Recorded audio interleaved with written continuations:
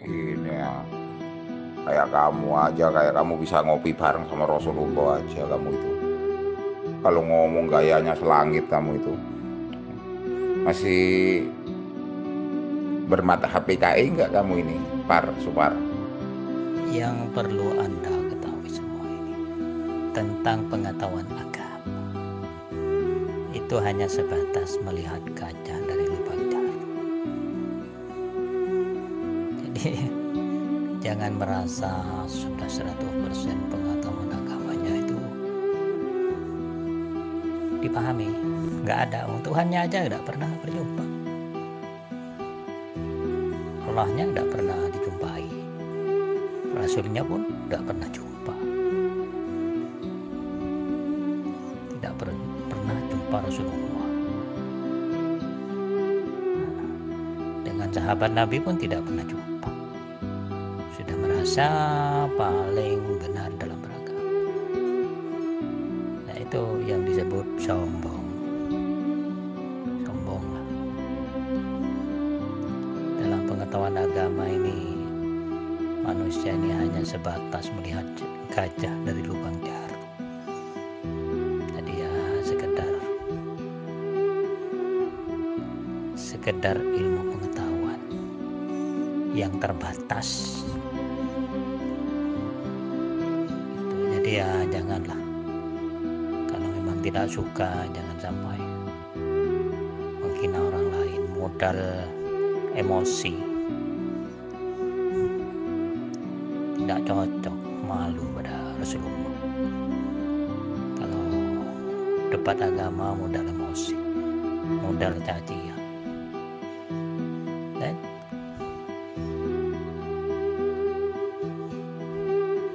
Ya kali cuma ngomong ya iya Supar. Kalau diri saya jangan coba cermin, di langit juga bisa tak lihat. Di bawah bumi juga tidak. Di bawah bumi lo bisa tak lihat. Supar. Ngoceh aja dari dulu udah jelas ya.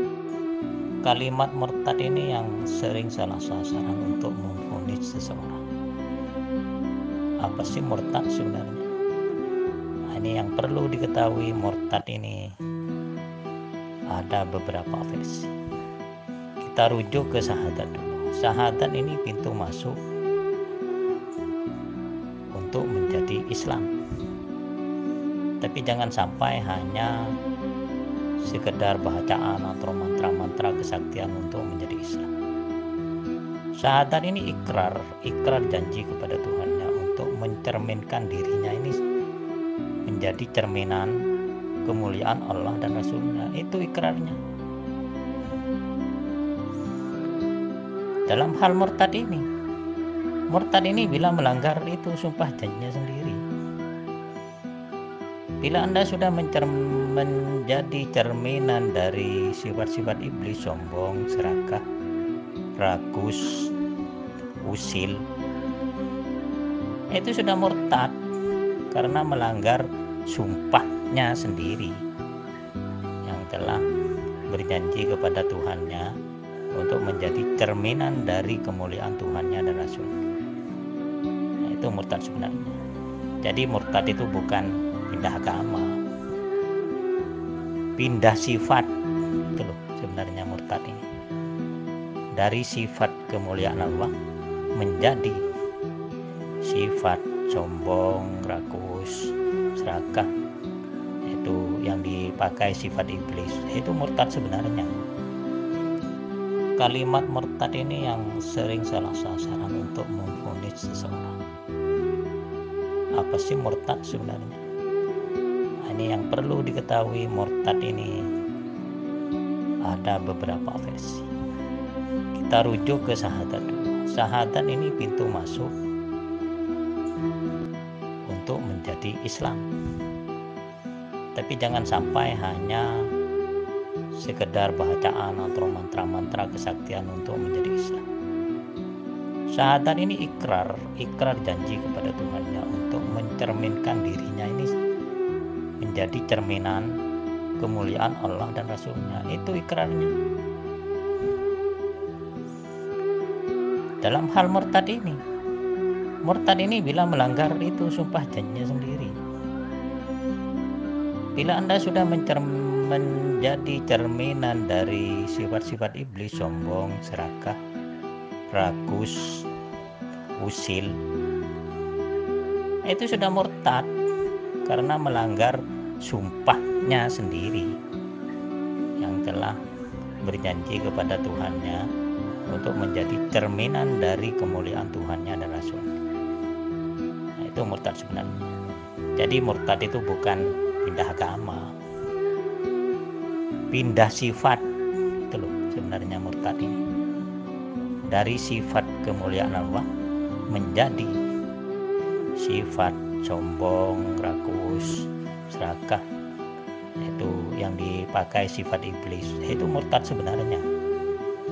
Jadi supaya Anda itu tidak tergolong murtad, mari belajar sifat-sifat kemuliaan Tuhan dan sifat-sifat kemuliaan Rasulnya ini pelajari dan teladani, jadikan dirinya ini cerminan Rasul dan Allahnya menjadi mulia seperti beliau, Allah dan Rasulnya. Bila Anda memakai sifat iblis, sombong, rakus, serakah, itu sudah murtad, itu murtad sejati itu, karena mengadopsi sifat iblis. Berarti sudah tidak mau memakai sifat Allahnya, ya kemuliaan Allahnya tidak mau memakai sifat kemuliaan Rasulnya, yang dipakai sifat iblis, sombong, serakah, rakus, usil. Itu murtad sejati, itu seperti itu. Makanya waspadalah dalam berdebat agama ini. Jauhi dari rasa sombong, jauhi dari usil gitu loh. Jauhi dari sifat serakah gitu. Merasa dirinya paling benar dalam agama. Saya kasih contoh, dengan Allahnya aja dan Rasulnya tidak pernah jumpa, mana bisa mengaku paling benar beragama?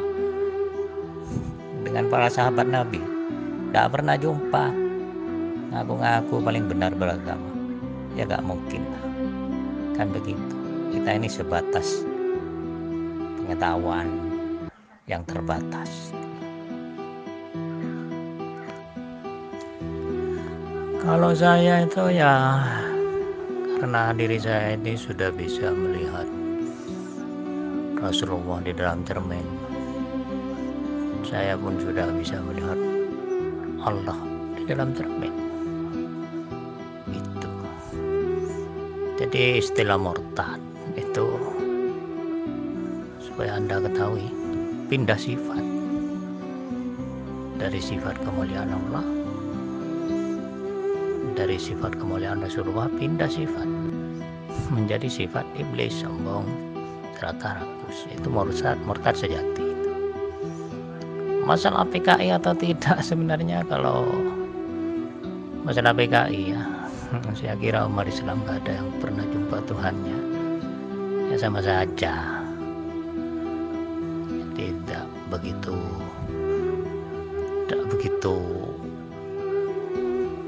ya, hanya sekedar ocehan-ocehan yang tidak ada maknanya. PKI atau bukan, sama saja. Saya itu jelas bro, kalau kamu tidak jelas gitu. Ya saya sudah bercermin jelas tadi, kamu cuma apa gitu fotonya, ya tidak jelas kamu dari saya. Jelas apanya? Aku tanya sama kamu, jelas apanya?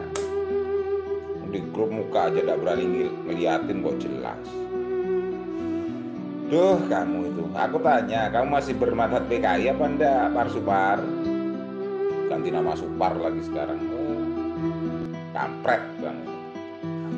Apa bedanya sih PKI atau bukan PKI? Gak ada bedanya.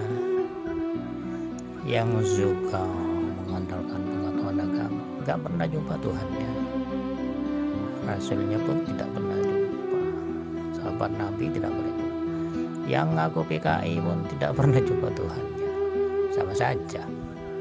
Yang ngaku ateis tidak pernah jumpa Tuhannya, sama saja. Apa bedanya gitu loh, antara yang beragama, yang PKI, yang ateis? Apa perbedaannya gitu loh? Apa kan bedanya itu kan? Kamu kan sudah beragama tapi gak pernah jumpa Tuhannya dan Rasulnya. Yang PKI juga begitu, gak pernah jumpa Tuhan dan Rasulnya. Apa bedanya kan? Ayo sebutkan.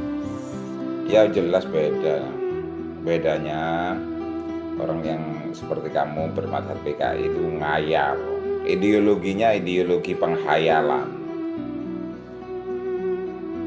Mau cerita jumpa Tuhan, mau cerita jumpa Nabi, ngopi bareng sama Tuhan, sama Nabi. Penghayalan-penghayalan dari penghayatanmu itu melampaui kegilaan. Padahal kamu makan tuh 2 piring di warung itu ada kadang-kadang yang ngutang gitu loh. Itulah bedanya ya. Jangan cengengesan kamu tuh. Ya sama kan, kamu punya KTP Islam itu yang ngayal, Tuhanmu gak pernah jumpa, Rasulmu gak pernah jumpa, kayak apa? Ngayal tuh. Makanya kamu tuh sembunyi selangit. Yang komunis ngayal juga, yang ateis ngayal juga. Jadi soal keyakinan itu cuma modal khayalan. Kecuali saya tidak menghayal. Jadi saya itu tidak modal hayalan. Saya punya pemahaman sendiri tentang Islam itu. Tidak seperti kamu kan hayalan. Syahadat, sholat, puasa, sedekah, berhaji itu hanya hayalan. Sebatas mantra-mantra kalau buat kamu. Mantra-mantra kan yang dianggap berpahala, pahalanya sendiri cuma hayalan juga. Apa pahalanya tuh? Bawa ke sini, saya minta foto pahalanya. Hayalan semua. Makanya kata sombong itu jangan dipakai, semua itu hayalan. Iya enggak sama. KTP ku kan cetakan malaikat, tidak dicetak manusia. Beda. Memang kamu tiap hari menghayal aja. Menghayati apa kamu itu? Cuma menghayati hayalan-hayalan tok. Kalau gitu ya nggak usah ngaku beragama Islam. Islamnya nggak sesuai dengan ajaran Nabi. Semua yang diajarkan Nabi dianggap khayalan, tapi ngakunya Islam. Lah Islam itu kan juga dari Nabi yang mengajarkan. Nggak usah pakai nama Islam lah. Yang nama yang lain, agama yang lain ngaku-ngaku Islam kok nggak percaya dengan Nabi, nggak percaya dengan sabda Nabi, dianggap khayalan semua. Nggak usah pakai agama Islam lah, pakai agama yang lain. Silahkan ganti namanya, diganti sana. Orang Supar itu dari dulu itu penghayat hayalan. Tadi penghayat hayalan, berhayal dihayati. Orang makan di warung ngutang itu dianggap makan bareng Rasulullah, makan bareng Nabi. Anak stres itu. Ya udah kalau gitu kita yang sabar aja, dengerin omongan khayalan dia, pura-pura beragama Islam tapi nggak percaya dengan ajaran Nabi. Kacau ya. Kan bilang kecuali saya gitu. Saya bukan hayalan gitu, karena saya ini sudah berikrar menjadi cerminan kemuliaan Allah dan Rasulnya gitu. Jadi kalau saya mau melihat Allah ya tinggal bercermin, kalau mau lihat Rasulnya tinggal bercermin. Itu pendapat saya. Lain dengan jagat, dia hayalan itu total itu. Jadi ibadahnya sekedar mantra-mantra yang dianggap berpahala gitu aja. Pahalanya sendiri nggak tahu dia kayak apa pahala. Coba tanya ke jagat itu, modelnya pahala atau wujudnya seperti apa, saya ingin tahu gitu. Kalau perlu difoto saya ingin minta. Khayalan dari persepsi Anda itu tuh gak jelas. Saya bukan khayalan ya, saya juga bukan khayalan. Bang Jagat sampai itu juga bukan khayalan. Ini juga grup bukan khayalan. Jelas gitu loh. Wah, muter-muter wae.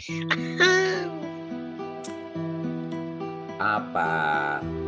Supar kemuliaan kamu itu apa? Orang makan aja masih ngutang di warung, kok bilang kemuliaan kamu itu? Aduh, ngayal kamu, kok masih aja kamu itu. Aku itu tanya tidak dijawab, kamu masih bermata PKI apa enggak kamu itu, gitu loh. Ngomong kemuliaan, ditanyain kemuliaan itu apa juga enggak tahu kan. Iya, kalau jelas itu bagaimana Anda menemui Tuhannya dan Rasulnya itu loh. Caranya itu loh bagaimana. Kan kalau saya sudah jelas, kalau ingin melihat Tuhan dan Rasulnya, tinggal cermin. Bercermin, sudah bertemu dengan Allah dan Rasulnya saya. Karena saya berikrar menjadi cerminan Allah dan Rasulku. Jadi wujud saya ini jadikan cerminan Allah dan Rasulku, itu ikrar saya. Sedangkan jagat nih, kalau mau bertemu dengan Tuhannya, Allahnya dan Rasulnya itu bagaimana? Yang saya tanyakan itu kejelasannya dalam beragama. Jadi nanti saya agak bilang khayalan kalau sudah jelas. Kalau belum jelas Tuhannya dan Rasulnya, ya tetap aja saya bilang mereka khayalan. Coba jelaskan bagaimana Anda bertemu Tuhannya dan Rasulnya. Ayo jelaskan. Iya wis. Supar itu kan termasuk bagian salah satu penghibur di grup-grup, memang Supar. Supar terus Yudo itu di sini itu orang yang apa tuh mengambil apa ya opini, menggiring opininya sendiri. Supar itu dulu di grup mana itu dulu tak hajar tak bully sampai habis-habisan sama Sudiono dulu, orang Banyuwangi. Wah, kok enak men iki lho lihat cermin wis delok Gusti Allah karo Nabi. Jalani ajarannya, nikmati dan syukuri. Pasti akan mendapatkan manfaat. Kemudian mendapatkan anugerah pahala dari Allah, kemudian bersyukur. Aku omong delok cermin. Nah itu pahalanya sendiri gak ada, mana kamu ngejar pahala itu yang kamu dapat tuh, itu saya minta itu supaya saya semangat nanti. Ayo foto pahalanya saya minta. Iya betul iya. Coba sampeyan ngambil angin pakai tangan sopora. Ya memang lucu, malah lebih lucu yang beragama tapi tidak pernah jumpa Tuhannya, nggak pernah jumpa Rasulnya, sudah sombongnya selangit, aku paling benar beragama, orang lain dianggap bodoh, dikata-katain. Itu kan edan, lebih lucu itu menurut saya ini tidak emosian, malah saya anggap lucu tuh. Sedangkan ditanya Tuhannya mana, gak ada, Rasulnya mana, gak ada, cuma hayalan gitu loh. Kalau saya bukan hayalan, kenyataan. Beragama itu sudah menjadi kenyataan. Wujud pahala sendiri saya tanyakan, gak ada yang tahu. Sudah ngaku-ngaku paling uzratul bersinur, pintar dalam agama Islam. Kan lucu banget itu, karena saya ini orangnya santai aja, ya saya anggap lucu saja. Iya Pak Supar, memang cocok orang kayak kamu itu menghayal terus jadi keyakinan. Saya berikrar bahwa saya sudah berjumpa sama Tuhan saya lewat cermin. Cermin saya adalah kebenaran Tuhan dan kebenaran Rasul. Ya semoga ya. Jadi hayalan kamu itu memang luar biasa. Nanti kamu kalau di kampung sana, kalau ada aku semua pasukan kampung kamu sana tak suruh manggil kamu itu Rasul, tak suruh manggil kamu Tuhan. Pak Tuhan dan Pak Rasul, sudah sarapan apa belum? Nah sekarang ini Tuhanmu di mana, Rasulmu di mana, pahalamu di mana? Yang saya tanyakan itu 3 poin itu gak ada yang bisa menjawab. Tapi pada umumnya rata-rata yang hafal Al-Quran hadis itu sudah sombongnya selangit. Dianggap orang lain yang ya masih hafal 2-3 ayat dianggap bodoh. Ya mereka sekedar hafalan saja, lebih hafal YouTube, lebih hafal itu Google, kalau sekedar hafalan. Nah yang saya tanyakan ini selama ini di beberapa grup, Allah di mana, Rasulnya di mana, pahalanya itu berwujud apa, kan gitu. Gak ada yang tahu. Coba jaga jelaskan 3 poin itu. Bagaimana kamu menemui Tuhanmu, Rasulmu, dan pahalamu di mana? Coba kasih tahu saya yang nyata, yang jelas, bukan menghayal. Kamu udah usah bahas ini. Kalau cuma bahas masalah Tuhan itu sudah wujud di dalam diri saya, itu kan gampang. Saya adalah perwujudan dari Tuhan, itu gampang kalau cuma bahas. Tapi kalau bahas kebenaran Sang Maha Pencipta bagaimana? Pencipta itu tidak sama dengan yang diciptakan. Bagaimana? Makanya jangan ngayal kamu itu, belajar kok belajar ngayal kamu itu. Sudah makan apa belum kamu itu? Kayaknya kamu kalau sudah banyak ngoceh, kayaknya kamu belum makan. Terus ke warung sana kamu, nanti ngopi-ngopi sana. Kalau bisa sama janda aja. Nanti jangan dianggap nabi itu. Nanti dianggap Tuhan sama kamu nanti. Kalau sekedar ngomong God itu saya pintar, banyak yang pintar, saya wujud dari Tuhan saya. Tapi kenyataannya apa? Sombong. Malah wujud iblis yang ada. Nah, itu makanya kamu perlu belajar lagi mana wujud Allahnya itu, mana wujud Rasulnya, dan mana wujud pahala itu. Nah, itu juga cuma hanya sekedar ngomong Tuhan ada di dalam diri saya, Rasul ada dalam diri saya, tapi kenyataannya praktiknya loh sombong, ragu, serakah, usil. Itu wujud iblis kan, bukan wujud Allah kalau seperti itu. Lah kamu ini ngomong apa? Dari tadi kamu ya sekedar ngomong. Terus kenyataannya apa? Ayo, cermin kenyataannya. Oh, dasar kampret. Kan sudah saya bilang kan, kalau ingin tahu Tuhan saya sendiri mudah. Untuk saya sendiri, ya mungkin sulit buat kamu, ya tidak ada masalah. Bukan itu, ya salahnya sendiri dipersulit bertemu Tuhannya. Kalau saya dipermudah untuk bertemu Tuhan dan Rasulnya, itu mudah. Itu loh.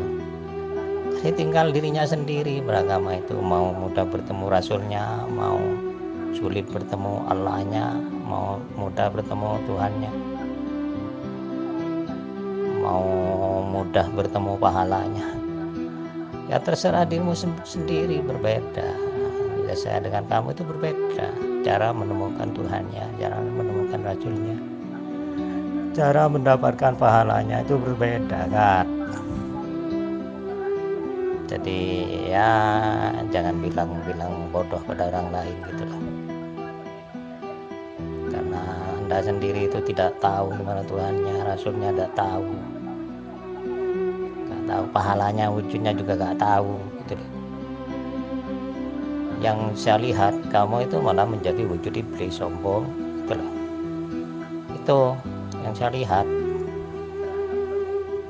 Lah iya, itu kan juga cuma omong aja.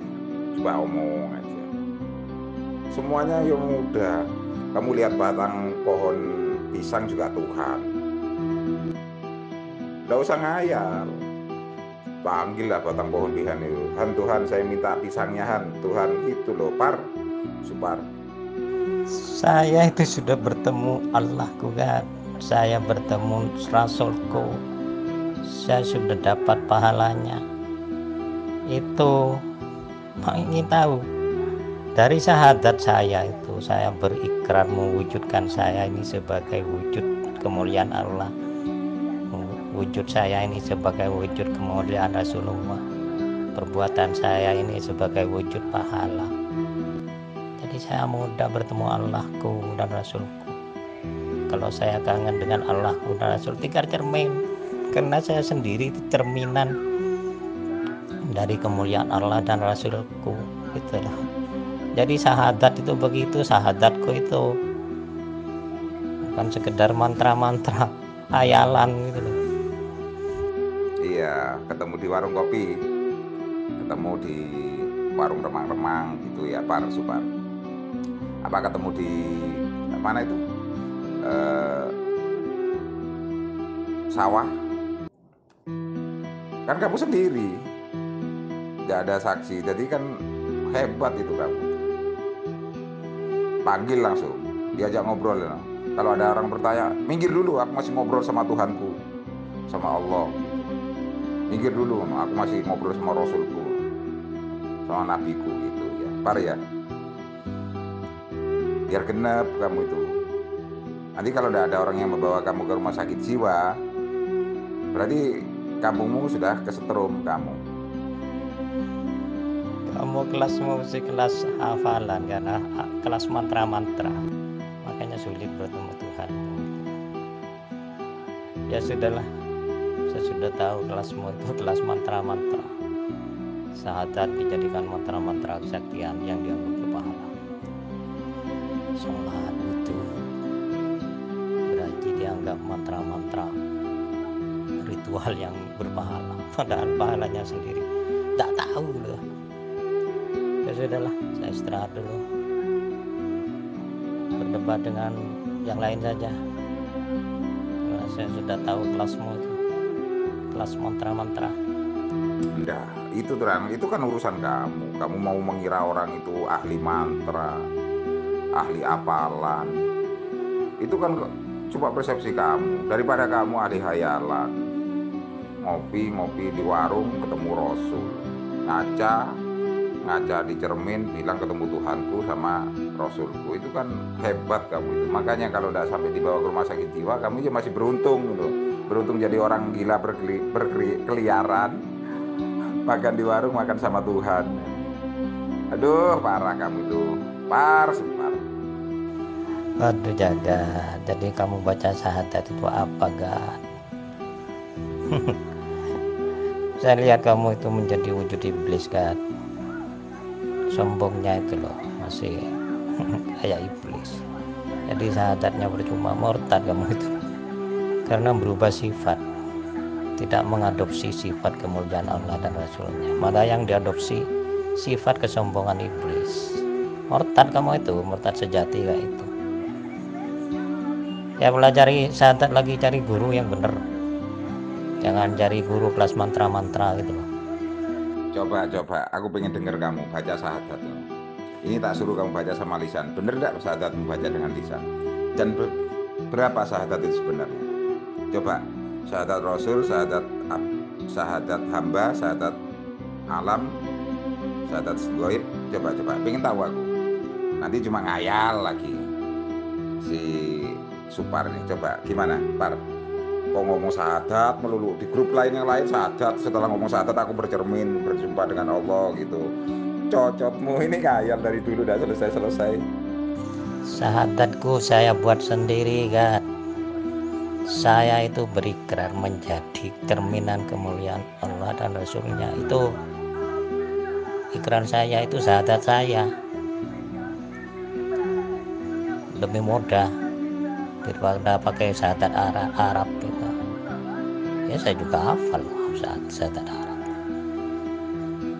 tapi tidak paham semua, hanya mantra-mantra yang gak mantra-mantra berpahala. Tapi saya yakini sendiri syahadatku ya seperti itu. Saya itu berikrar menjadi cerminan kemuliaan Allah dan Rasulku. Itu jadi saya tidak mau mengadopsi sifat iblis. Sifat iblis itu rakus, sombong, usil, serakah tuh. Jadi itu saya hindari sifat seperti itu.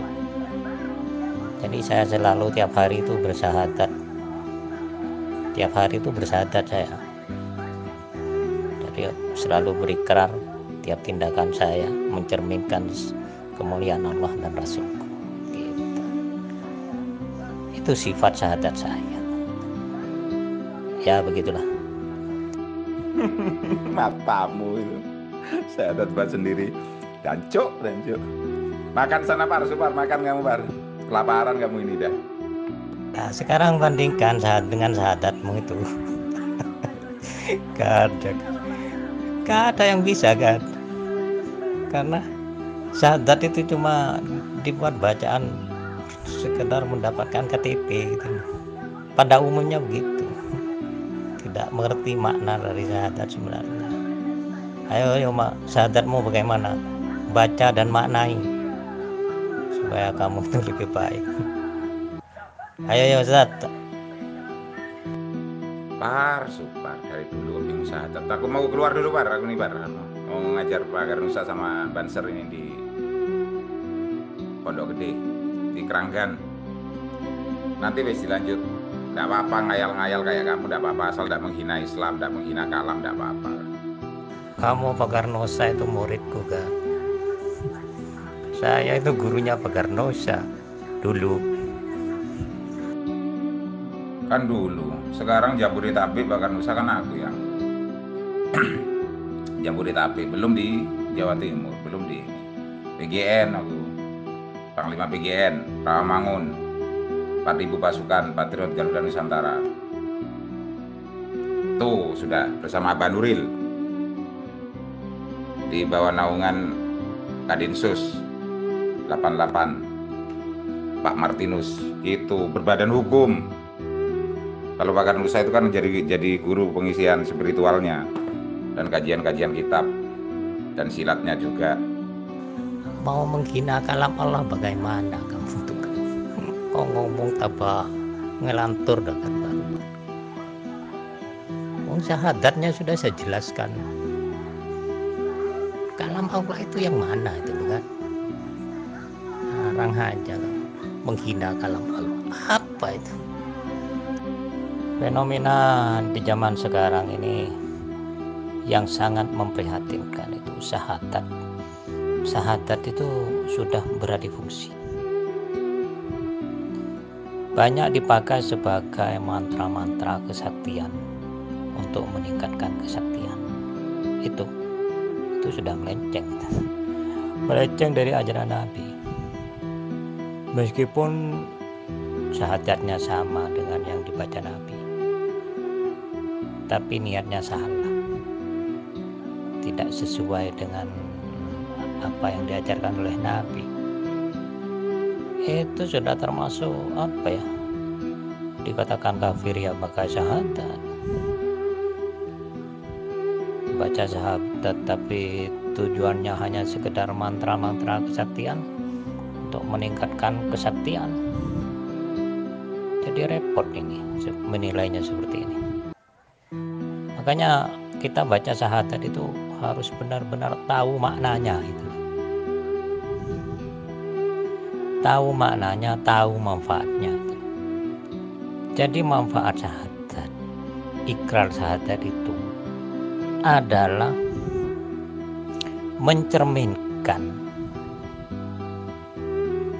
kita ini, pribadi kita ini, tindakan kita ini menjadi wujud kemuliaan Allah.